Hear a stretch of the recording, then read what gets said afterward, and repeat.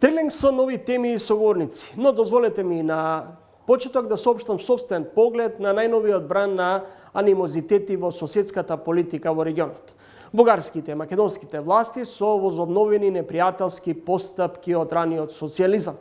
Во Софија од поединци се создаваат национални величини, како што е случајот со Христијан Педников, пребеганиот и осомничен охриѓанец.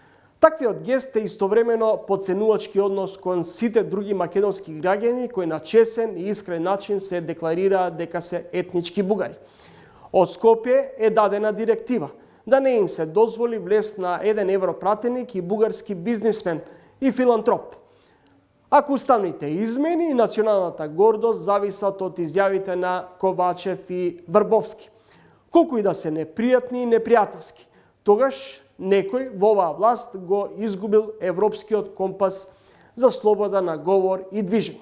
Тоа значи дека на двете држави се уште повторно им воскреснува духовите на Лазар Колишевски и Цола Драгојчева. Со нивните комунистички идеологии Бугарија и Македонија остануваат заробеници на сопствената националистичка самодоволност.